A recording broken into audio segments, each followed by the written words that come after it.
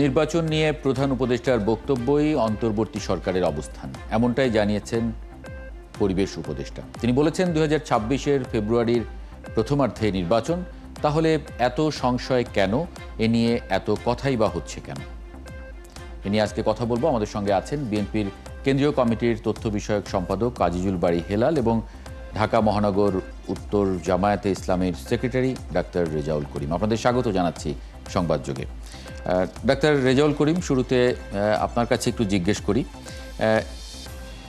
ফেব্রুয়ারির প্রথমার্ধে নির্বাচন প্রধান উপদেষ্টা ঘোষণা করেছেন, সেই মতে নির্বাচন কমিশন কাজ করছে, নির্বাচন কমিশনকেও নির্দেশনা দেওয়া হয়েছে। তারপরেও এটা নিয়ে প্রতিদিনই বিভিন্ন রাজনৈতিক দল এটা নিয়ে কথা বলছে। ফেব্রুয়ারিতে নির্বাচন নিয়ে কি জামায়াত ইসলামের কোনো শঙ্কা আছে? বিসমিল্লাহির রহমানির রহিম। ধন্যবাদ আপনাকে। হ্যাঁ, ফেব্রুয়ারির যে নির্বাচন, প্রথম কথা হচ্ছে আপনার প্রশ্নের মধ্যেই কিন্তু এর উত্তরও আছে। এই যে আজকের যদি ফেব্রুয়ারির নির্বাচন নিয়ে কোনো শঙ্কাই না থাকতো, তাহলে কিন্তু এই প্রশ্নটা আপনি উত্থাপিত করতেন না। কারণ সাংবাদিকরা বরাবরই জনগণের ফালস থেকেই, পলিটিক্যাল পার্টিজ তাদের অপিনিয়ন থেকেই কিন্তু যে কোনো হেডলাইন করে থাকে। ফেব্রুয়ারির যে নির্বাচন, আমরা মনে করি যে বিপ্লব উত্তর যে বাংলাদেশ, এর মধ্য দিয়ে আমরা যে সময়টা পেয়েছি, আমাদের এর মধ্য দিয়ে অনেক কাজ করার সুযোগ ছিল। কিন্তু দুর্ভাগ্যজনক হলেও সত্য যে আমাদের সামগ্রিক যে সংস্কার কার্যক্রম, আমাদের জনগণ 15 বছর এখানে ভোট দিতে না পারার যে বেদনা, অর্থাৎ ভোটের দিক থেকে মানুষের মধ্যে যেই বিমুখতা, এই সব মিলিয়ে এখানে বড় ধরনের একটি পরিবর্তন, সংস্কার, এর জন্যই কিন্তু এই রেগুলেশনটা হয়েছে। এবং এই রেগুলেশনটা হয়েছে কিন্তু এটা জনগণের ওই অভিপ্রায়ের ভিত্তিতেই আজকের এই সরকার, যে সরকার আমাদের কনস্টিটিউশনে নেই। সুতরাং জনগণের অভিপ্রায়টাই হচ্ছে একটি কনস্টিটিউশনাল একটি অ্যামেন্ডমেন্ট আপনি বলতে পারেন, অথবা পিপল উইলসের যে অপিনিয়নটা, সেটাই আমরা দেখতে পাচ্ছি। কিন্তু এই সরকার যেমনি নির্বাচিত না, আবার এই সরকার হচ্ছে নির্বাচিত না হলেও মানে সবচেয়ে শক্তিশালী সরকার। এই অর্থে যে ফ্যাসিবাদ মুক্ত বাংলাদেশ গড়তে গিয়ে আমরা সকলে যে আন্দোলন করেছিলাম, আমাদের সকলের সমর্থনের ভিত্তিতে সরকার গঠিত হয়েছে।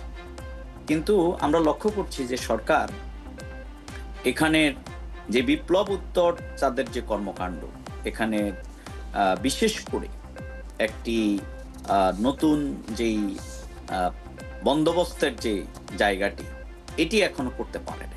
এবং আমরা দেখলাম যে দীর্ঘ সময় ধরে ঐক্যমত্যের আলোচনা এবং জুলাই ঘোষণা পত্র, সেটাও আপনারা দেখেছেন যে এটা নিয়ে কিন্তু মিশ্র প্রতিক্রিয়া আছে দলগুলোর মধ্যে। এর পরবর্তীতে এখন জুলাই সনদ।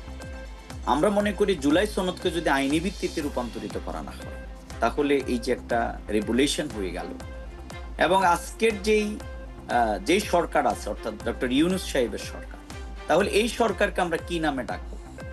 এই সরকারের নাম এই আইনের ভিত্তিতে তাকে রাখতে হবে। তাছাড়া এখানে যেই ছাত্র জনতার যেই স্যাক্রিফাইস হয়েছে, শাহাদাত বরণ করেছে, জুলাই যোদ্ধাদের যেই হাত পা হারিয়েছে, তারা এখানে বিপ্লবীদেরকে আপনি কিভাবে প্রোটেক্ট করবেন? এই সব প্রশ্নগুলো কিন্তু নিয়ে কিন্তু এখানে ধূম্রজাল, এখানে এখনো মিশ্র প্রতিক্রিয়া, হতাশা, এগুলো কিন্তু বিরাজমান। তাছাড়া নির্বাচনের জন্য যে লেভেল প্লেইং ফিল্ড, সেই জায়গাটিও কিন্তু সরকার এখনো আমরা দৃশ্যমান দেখি না। আইন শৃঙ্খলা পরিস্থিতি বলেন, সরকার অর্থনীতির ক্ষেত্রে কিছুটা তাদের সফলতা অনেক কিছু থাকলেও, কিন্তু বিপ্লব উত্তর রাষ্ট্রে আইন শৃঙ্খলা পরিস্থিতি, লেভেল প্লেইং ফিল্ড, একটি নির্বাচনের জন্য আমরা দেখছি অনেকগুলো ঘোষণা ডক্টর ইউনূস সাহেব দিয়েছেন যে খুবই উৎসব মুখর ইলেকশন হবে, খুবই এরকম হবে, ওই রকম হবে, কিন্তু সেগুলোর জন্য যেই পরিবেশটা তৈরি করা, সেটা কিন্তু এখানে এখন অনুপস্থিত। এই জন্যই আপনি লেভেল প্লেইং ফিল্ডের কথা বলেছেন, মানে এই সরকার কি কাউকে কাউকে বাড়তি সুবিধা দিচ্ছে, সেটা আপনার কাছে একটু জানবো। আমি একটু আজিজুল বারী হেলালের কাছ থেকে একটু জেনে আসি বিএনপির মনোভাব কি আসলে ফেব্রুয়ারিতে নির্বাচন নিয়ে। বিএনপির শীর্ষ নেতা, বিএনপির ভাইস চেয়ারম্যান তারেক রহমান, তিনি একাধিকবার বলেছেন যে একটা ষড়যন্ত্র আশঙ্কা তিনি করেন, সেই জায়গায় সজাগ থাকতে বলেছেন আপনাদেরকে। আজিজুল বারী হেলাল, ফেব্রুয়ারির নির্বাচন নিয়ে কি কোনো শঙ্কা সংশয় বিএনপি অনুভব করে? ধন্যবাদ। ফেব্রুয়ারিতে নির্বাচন হবে, এটাই চিরন্তন সত্য কথা, এবং এই নির্বাচনটা হওয়া অপরিহার্য। যদি আপনি 24-এর গণ অভ্যুত্থানের চেতনাকে বাস্তবায়ন করতে চান, যদি আপনি শহীদ আবু সাইদ, শহীদ ওয়াসিম, শহীদ মুগ্ধর রক্তের সাথে বেইনসাফি না করেন, কারণ আমাদের যে অভ্যুত্থানটি হয়েছিল সেটা হয়েছিল গণতন্ত্র পুনঃপ্রতিষ্ঠা এবং একটি জনগণের সরকার প্রতিষ্ঠা করার কথা। কিন্তু যখন আমরা সেই গণতন্ত্র পুনঃপ্রতিষ্ঠা এবং সরকার, জনগণের সরকার প্রতিষ্ঠা করতে সর্বসম্মতভাবে গত 2 মাস যাবৎ ঐক্যমত কমিশন আমাদের সমস্ত রাজনৈতিক দলের সাথে কথা বলে নির্বাচনের পরে দেশটা কিভাবে চলবে বা নির্বাচনটা কিভাবে হবে সবকিছু ঐক্যমত হলো। এখন যদি কোনো রাজনৈতিক দল যারা অভ্যুত্থানের শক্তি হিসেবে পরিচিত, তারা যদি বলে নির্বাচন হবে না, নির্বাচনে যাব না, তাহলে মনে করতে হবে অন্য কোনো ষড়যন্ত্রের এজেন্ডা তারা বহন করছে। কারণ তাদের অতীত ইতিহাসে আছে যে বাংলাদেশের গণতন্ত্র, বাংলাদেশের স্বাধীনতা, বাংলাদেশের সার্বভৌমত্ব কোশ্চেনে সবসময় একটা আপনার দ্বিমুখী নীতি নেওয়া। এখন আমরা গণ অভ্যুত্থানটা করেছিলাম একটি জনগণের সরকারের জন্য। সেই জনগণের সরকার কিভাবে প্রতিষ্ঠিত হবে, কিভাবে একটি সুষ্ঠু নির্বাচন হবে, কিভাবে একটি বৈধ নির্বাচন হবে, সব আলোচনা কিন্তু গত 2 মাসে আপনার ঐক্যমত কমিশনের আলোচনা করা হয়েছে। এবং যেসব বিষয়ে আমরা ঐক্যমত হয়েছি সেই সব বিষয়ে কোনো কোনো বিষয়ে নোট অফ ডিসেন্ট দেওয়া হয়েছে, বলা হয়েছে নির্বাচনী ম্যানিফেস্টো এইসব নোট অফ ডিসেন্ট যাবে। অর্থাৎ নির্বাচনকে পাশ কাটানোর কোনো অবস্থা এখন বাংলাদেশে নেই। যদি নির্বাচনকে কেউ প্রশ্নবিদ্ধ করতে চান, নির্বাচনকে কেউ আপনি দীর্ঘায়িত করতে চান, তাহলে মনে রাখবেন যে বাংলাদেশের সার্বভৌমত্ব, স্বাধীনতা এবং নিয়ে আপনি খেলা করছেন এবং পরাজিত মাফিয়ার কোনো বয়ানকে আপনি প্রতিষ্ঠা করছেন।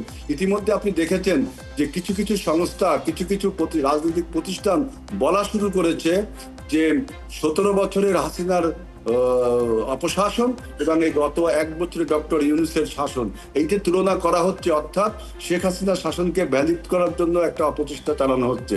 সুতরাং মনে রাখবেন যে আগামী নির্বাচনকে যদি কেউ বাইপাস করে অন্য কোনো কিছু চিন্তা করেন, তাহলে আপনি সার্বভৌমত্বের বিপক্ষে দাঁড়ালেন এবং 24-এর গণ অভ্যুত্থানের সাথে বেইনসাফি করলেন। নির্বাচন নিয়ে আমাদের কোনো শঙ্কা নেই।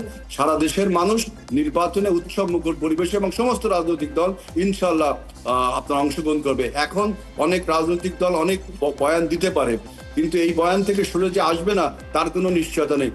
কারণ নির্বাচনের কোশ্চেনে, গণতন্ত্রের কোশ্চেনে সবাইকে ঐক্যমত হতে হবে। জি, ডাক্তার রেজাউল করিম, যে প্রশ্নটা রেখে গিয়েছিলাম, যে আপনি বলছেন যে এখন পর্যন্ত লেভেল প্লেইং ফিল্ড তৈরি হয়নি, কাউকে কাউকে কি এই সরকার বাড়তি সুবিধা দিচ্ছে? আমি কাউকে বাড়তি সুবিধা দিচ্ছে না, আমি এটা না বলে বলবো যে সবাই সমান সুবিধা পাচ্ছে না।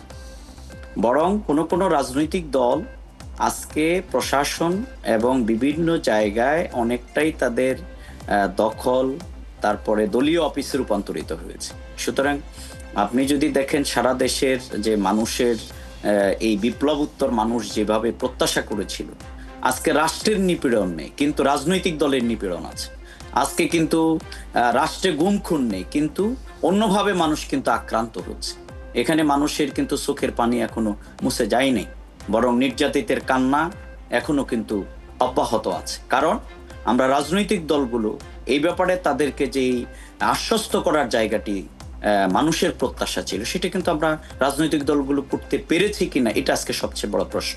আজিজুল বারী হেলাল ভাই যেটা বলেছেন সেটা হচ্ছে নির্বাচনের প্রশ্নে তো রাজনৈতিক দল মানেই হচ্ছে নির্বাচন করবে এবং নির্বাচন করেই তাদেরকে রাষ্ট্র ক্ষমতা পরিচালনা তাদেরকে আসতে হবে এবং রাজনৈতিক দলগুলোকেই মূলত রাষ্ট্র পরিচালনা করতে, নো ডাউট।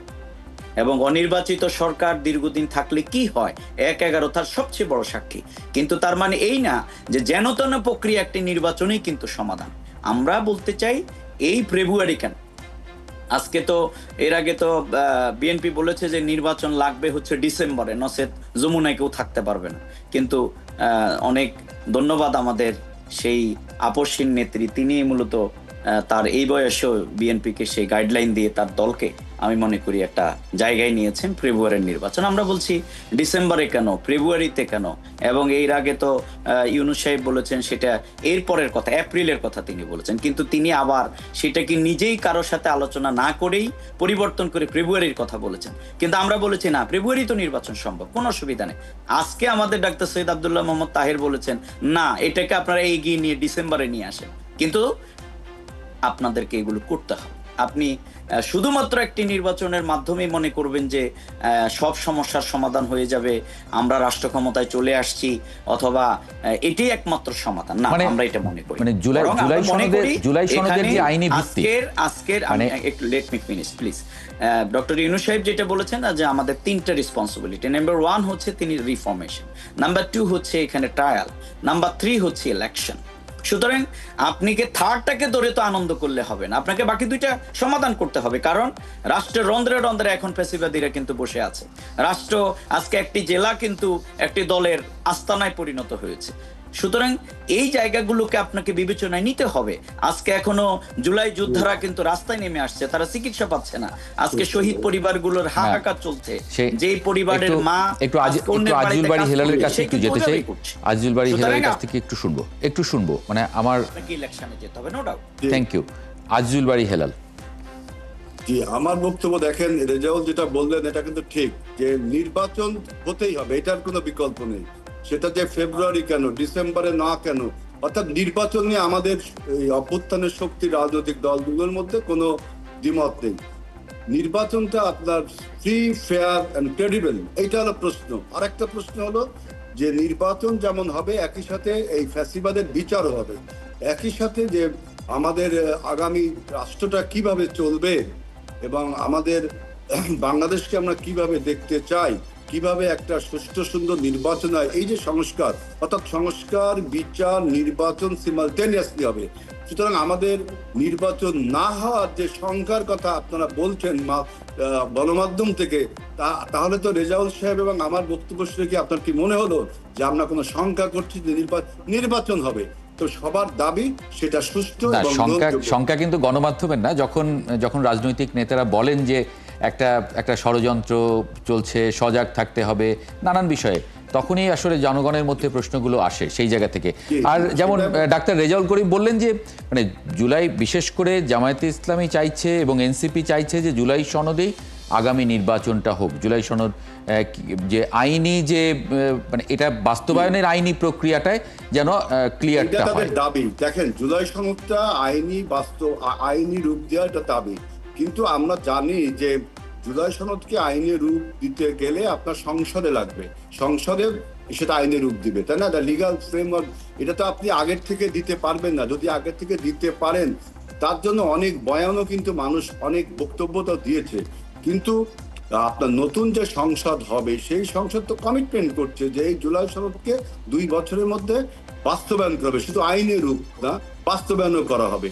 সুতরাং আমরা এইসব বিষয়ে তো সবাই কমিটেড যে জুলাই সনদ, জুলাই ডিক্লারেশন এবং নতুন বাংলাদেশ, সুস্থ সুন্দর গ্রহণযোগ্য নির্বাচন, এর বিপরীতে যে কথাগুলো আছে, তখন আমরা বলি যে এটা হলো বাংলাদেশের গণতন্ত্র এবং বাংলাদেশের 24-এর গণ অভ্যুত্থানকে পরাস্ত করবার একটা ষড়যন্ত্র, সেটা বলছি আমরা। জি, অনেক ধন্যবাদ আজিজুল বাড়ি হেলাল এবং ডক্টর রেজাউল করিম, আপনাদের দুজনকে যুক্ত হবার জন্য আজকে সংবাদযোগে। Thank you. এই ছিল আজকে সংবাদযোগে। আগামীকাল ঠিক রাত 10টায় আবারও দেখা হবে নতুন কোনো বিষয় এবং তার বিশ্লেষণ নিয়ে। 71-এর সঙ্গে থাকুন।